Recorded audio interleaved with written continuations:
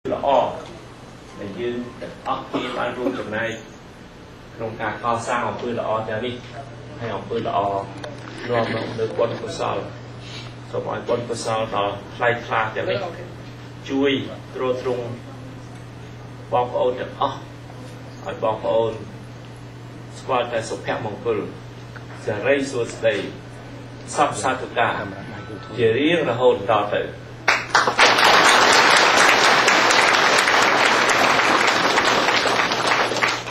ថ្ងៃនេះក៏មានវត្តមានសហការីរបស់ខ្ញុំលោក PA សូមជើញចិត្ត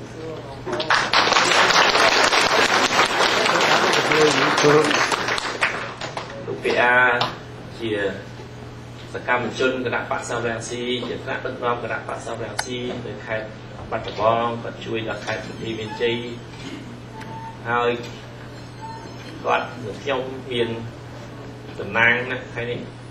មានកិត្តិយសណាស់ដែលបានមកជួបជាមួយបងប្អូនយប់នេះទទួលស្វាគមន៍យ៉ាងកក់ក្ដៅពីសំណាក់បងប្អូនហើយក៏មានតំណាងគណៈបក្សសំរងស៊ីជាច្រើនដែលបានធ្វើដំណើរមកជាបន្តបន្ទាប់មកសហរដ្ឋអាមេរិកមកកាលីហ្វ័រញ៉ាមកតំបន់ស្តុកតុនចឹងយើងទាំងពីរនាក់សូមលំអរកាយថ្លែងអំណរគុណដ៏ជ្រាលជ្រៅជូនចំពោះបងប្អូនដែលបានផ្ដល់កិត្តិយសឲ្យយើងខ្ញុំមកជួបជាមួយបងប្អូនជំនាញ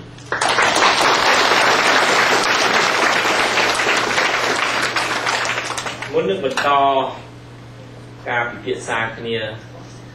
ទាក់ទងទៅនឹងស្ថានភាពនៅប្រទេសកម្ពុជាសកម្មភាពរបស់យើងនៅប្រទេសកម្ពុជា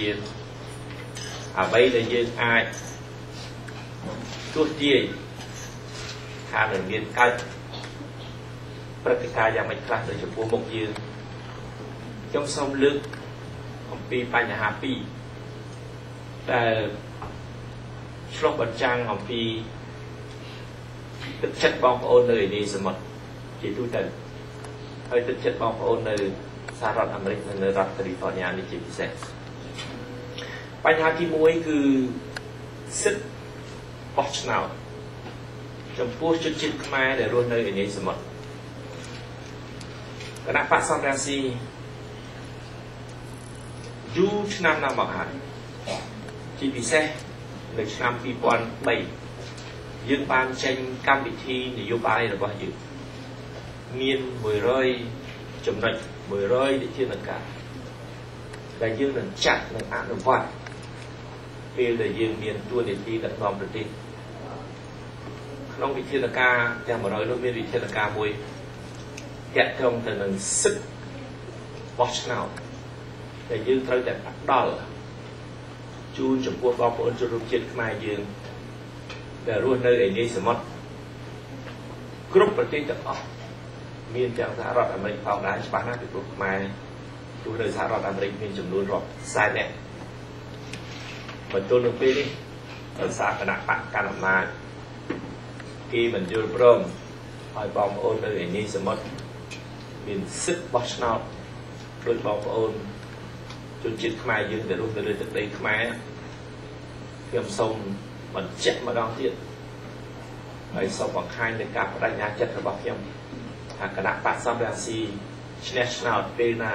ដឹកនាំប្រទេសចាប់ពីឆ្នាំ2008ដល់មកនេះយើងនឹងរៀបចំធ្វើវិសោធនកម្មគឺកែច្បាប់បោះឆ្នោតដើម្បីផ្ដល់សិទ្ធិជូនបងប្អូននៅឯនីសមុទ្រមានសិទ្ធិពេញលេញដោយពលរដ្ឋខ្មែរទូទៅនៅលើទឹកដីប្រទេសកម្ពុជាអញ្ចឹងដែរគឺមានសិទ្ធិបោះឆ្នោតដើម្បីសម្រេចវាសនាប្រទេសកម្ពុជាយើងទាំងអស់គ្នាពីព្រោះមានមហាគ្រួសារខ្មែរមួយតែមួយគត់នៅលើទឹកដីខ្មែរហើយនៅឯនេះសមុទ្រគឺខ្មែរទាំងអស់ជាជនជាតិខ្មែរ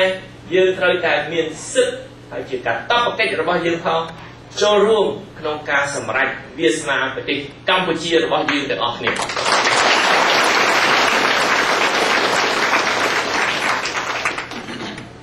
អ្នកកាន់អំណាចសប្តាហ៍គេមិនព្រមទេពីព្រោះគេដឹងថាអ្នកដែលរស់នៅប្រទេសជឿនលឿនប្រទេសតែ và căn là thị dân tập tay đối với xã rọt Amerik cứ chụp bát chia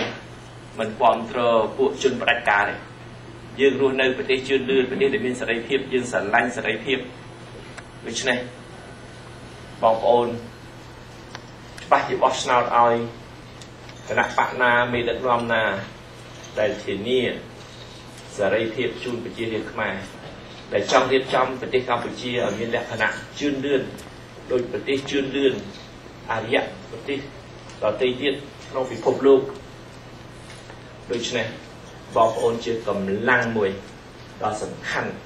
ជនរួមជាតិខ្មែរនៅឯនេះសមុទ្រជាកម្លាំងមួយដ៏សំខាន់ដើម្បីជំរុញឲ្យលទ្ធិប្រជាធិបតេយ្យមានភាពរស់រវើកនៅប្រទេសកម្ពុជាទោះជាពួកជនបដិការសកម្មមិនព្រមឲ្យបងប្អូនចូលរួមក្នុងការបោះឆ្នោតជាតិម្ដងនៅប្រទេសកម្ពុជា